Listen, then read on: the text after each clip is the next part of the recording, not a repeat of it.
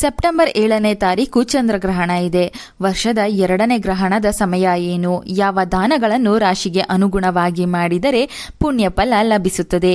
ಎಲ್ಲೆಲ್ಲಿ ಈ ಚಂದ್ರಗ್ರಹಣ ಗೋಚರಿಸುತ್ತದೆ? ಯಾವ ರಾಶಿಗಳಿಗೆ ಏನು ಫಲ ಎಂಬುದರ ಸಂಪೂರ್ಣ ಮಾಹಿತಿಯನ್ನು ಈ ವಿಡಿಯೋದಲ್ಲಿ ತಿಳಿಯೋಣ. ಭಾದ್ರಪದ ಮಾಸದಲ್ಲಿ ಬರುವ ಪೂರ್ಣಿಮೆಯಂದು ಅಂದರೆ ಸೆಪ್ಟೆಂಬರ್ 7ನೇ ತಾರೀಕು ಚಂದ್ರಗ್ರಹಣ ಸಂಭವಿಸಲಿದೆ. ಗ್ರಹಣ ಆರಂಭವಾಗುವ 9 ಗಂಟೆಗಳ ಮೊದಲು ಸೂತಕ ಅವಧಿ ಪ್ರಾರಂಭವಾಗುತ್ತದೆ. ರಾತ್ರಿ 9:58 ಆರಂಭವಾಗಿ ಮಧ್ಯರಾತ್ರಿ 1:26 ಮುಕ್ತಾಯವಾಗುತ್ತದೆ. ಈ ಗ್ರಹಣವು ಒಟ್ಟು 3:28 ಕಾಲ ನಡೆಯುತ್ತದೆ. ಈ ಗ್ರಹಣವು ಭಾರತದಲ್ಲಿ ಗೋಚರಿಸಲಿದೆ. ಆದ್ದರಿಂದ ಸೂತಕವನ್ನು ತಪ್ಪದೆ ಪಾಲಿಸಬೇಕು. ಗ್ರಹಣ ಕಾಲದಲ್ಲಿ ಮಂತ್ರ, ಜಪ, ಶಕ್ತಿಗೆ ಅನುಸಾರ ದಾನ ಧರ್ಮಾದಿಗಳನ್ನು ಮಾಡಿದರೆ ಗ್ರಹಣದ ಪ್ರಭಾವ ಕಡಿಮೆಯಾಗಿ ಶುಭ ಫಲಗಳು ಪ್ರಾಪ್ತಿಯಾಗುತ್ತದೆ. ಇದರಿಂದ ಜಾತಕದಲ್ಲಿ ಚಂದ್ರನ ಸ್ಥಾನ ಕೂಡ ಬದಲಾಗುತ್ತದೆ. ಈ ವರ್ಷ ಚಂದ್ರಗ್ರಹಣವು ಕುಂಭ ರಾಶಿಯಲ್ಲಿ ನಡೆಯುತ್ತಿದೆ. ಇದರಿಂದ ಕೆಲ ರಾಶಿಗೆ ಶುಭವಾದರೆ ಇನ್ನು ಕೆಲವು ರಾಶಿಗೆ ಮಧ್ಯಮ ಹಾಗೂ ಅಶುಭ ಫಲಗಳು ಪ್ರಾಪ್ತಿಯಾಗುತ್ತದೆ. ಇಂದು ಒಟ್ಟು 6ರಿಂದ 8 ತಿಂಗಳ ಕಾಲ ಪ್ರಭಾವ ಬೀರುತ್ತದೆ. ಮೊದಲಿಗೆ ಯಾವ ರಾಶಿಯವರು ಯಾವ ದಾನಗಳನ್ನು ಮಾಡಬೇಕೆಂದು ತಿಳಿಯೋಣ. ನಂತರ ಯಾವ ತಪ್ಪುಗಳನ್ನು ಮಾಡಬಾರದೆಂದು ತಿಳಿಯೋಣ. ಮೇಷ ರಾಶಿಯವರು ಚಂದ್ರಗ್ರಹಣ ಸಮಯದಲ್ಲಿ ಗೋಧಿ, ಬೇಳೆ, ಶ್ರೀಗಂಧವನ್ನು ದಾನವಾಗಿ ನೀಡಿದರೆ ಜೀವನದಲ್ಲಿನ ಎಲ್ಲ ಕಷ್ಟಗಳ ಜೊತೆ ಗ್ರಹಣದಿಂದ ಉಂಟಾಗುವ ಪರಿಣಾಮಗಳನ್ನು ತಪ್ಪಿಸಿಕೊಳ್ಳಬಹುದು. ಬೆಟ್ಟದಂತೆ ಬರುವ ಕಷ್ಟ ಸಾಸಿವೆಯಷ್ಟು ಬಂದು ಕಷ್ಟದ ಪ್ರಭಾವ ನಿಮಗೆ ತಿಳಿಯುವುದಿಲ್ಲ. ನೀವು ಮಂಗಳ ಗ್ರಹಕ್ಕೆ ಸಂಬಂಧಿಸಿದ ಮಂತ್ರಗಳನ್ನು ಪಠಿಸಬಹುದು. ಹನುಮಾನ್ ಚಾಲೀಸಾ ಪಾರಾಯಣವನ್ನು ಗ್ರಹಣದ ದಿನ ಮಾಡಬಹುದು. ವೃಷಭ ರಾಶಿಯವರು ಹಾಲು, ಸಕ್ಕರೆ, ಅಕ್ಕಿ, ಬಿಳಿ ವಸ್ತ್ರ, ಬಿಳಿ ಬಣ್ಣದಲ್ಲಿರುವ ಪುಷ್ಪಗಳನ್ನು ದಾನವಾಗಿ ನೀಡಬೇಕು.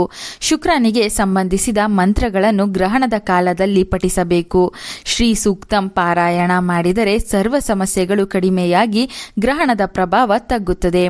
ಮಿಥುನ ರಾಶಿಯವರು ಚಂದ್ರಗ್ರಹಣ ಸಮಯದಲ್ಲಿ ಗೋಮಾತೆಗೆ ಹಸಿರು ಹುಲ್ಲನ್ನು ನಿಮ್ಮ ಕೈನಿಂದ ತಿನ್ನಿಸಬೇಕು. ಅವಶ್ಯಕತೆ ಇದ್ದವರಿಗೆ ದಾನಕ್ಕೆ ಯೋಗ್ಯವಾದ ವ್ಯಕ್ತಿಗಳಿಗೆ ತರಕಾರಿ, ಹಣ್ಣುಗಳನ್ನು, ವಸ್ತ್ರಗಳನ್ನು ದಾನವಾಗಿ ನೀಡಬೇಕು. ನಿಮ್ಮ ಇಷ್ಟ ದೇವರನ್ನು ಸ್ಮರಿಸುತ್ತಾ ದುರ್ಗಾದೇವಿಗೆ ಸಂಬಂಧಿಸಿದ ಮಂತ್ರಗಳನ್ನು ಜಪಿಸಬೇಕು. ಇದರಿಂದ ಶುಭ ಫಲಗಳು ಪ್ರಾಪ್ತಿಯಾಗುತ್ತದೆ.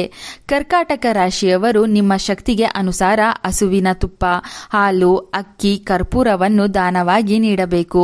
ಶಿವನನ್ನು ಈ ದಿನ ಸ್ಮರಿಸಬೇಕು. ಚಂದ್ರ ಹಾಗೂ ಶಿವನಿಗೆ ಸಂಬಂಧಿಸಿದ ಮಂತ್ರ, ಸ್ತೋತ್ರಗಳನ್ನು ಜಪಿಸಬೇಕು. ಗ್ರಹಣ ಸಮಯದಲ್ಲಿ ಪ್ರಯಾಣವನ್ನು ತಪ್ಪಿಸಬೇಕು. ಸಿಂಹ ರಾಶಿಯವರು ಕೆಂಪು ಬಣ್ಣದ ಬಟ್ಟೆಗಳನ್ನು ದಾನವಾಗಿ ನೀಡಬೇಕು. ಇದರ ಜೊತೆಗೆ ಗೋಧಿ, ಹಸಿದವರಿಗೆ ಊಟವನ್ನು ನೀಡಿದರೆ ಪುಣ್ಯ ಫಲ ಲಭಿಸುತ್ತದೆ.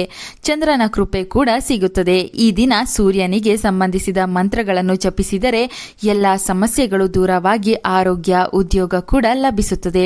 ಕನ್ಯಾ ರಾಶಿಯವರು ಗೋಡಂಬಿ, ಹಣ್ಣು, ತರಕಾರಿಗಳು, ಕರ್ಪೂರ, ತುಪ್ಪವನ್ನು ಶಕ್ತಿಗೆ ಅನುಸಾರವಾಗಿ ದಾನವಾಗಿ ನೀಡಬೇಕು. ಜೊತೆಗೆ ಬುಧನಿಗೆ ಸಂಬಂಧಿಸಿದ ಮಂತ್ರಗಳನ್ನು ಜಪಿಸಬೇಕು.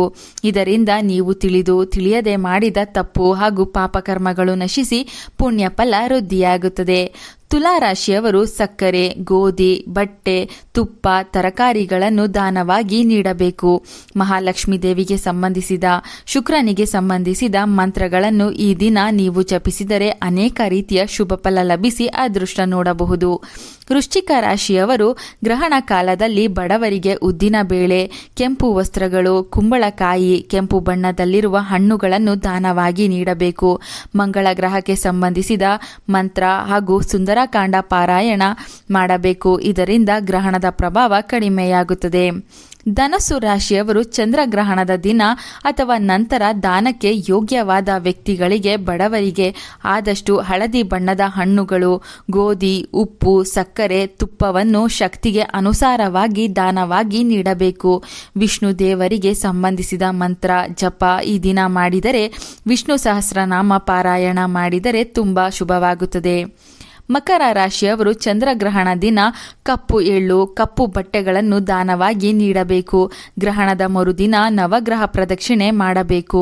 ಶನೇಶ್ವರ ಸ್ವಾಮಿಗೆ ಸಂಬಂಧಿಸಿದ ಮಂತ್ರ ಜಪಗಳನ್ನು ಗ್ರಹಣ ಕಾಲದಲ್ಲಿ ಮಾಡಿದರೆ ಜೀವನದಲ್ಲಿ ಖಂಡಿತವಾಗಿ ಏಳಿಗೆ ಕಾಣುವಿರಿ.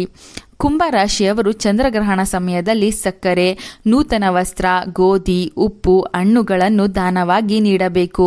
ಕೃಷ್ಣ ಚಾಲೀಸ, ಹನುಮಾನ್ ಚಾಲೀಸ, ಶನಿ ಚಾಲೀಸವನ್ನು ಈ ದಿನ ನೀವು ಕೇಳಬೇಕು ಅಥವಾ ಪಾರಾಯಣ ಮಾಡಬೇಕು.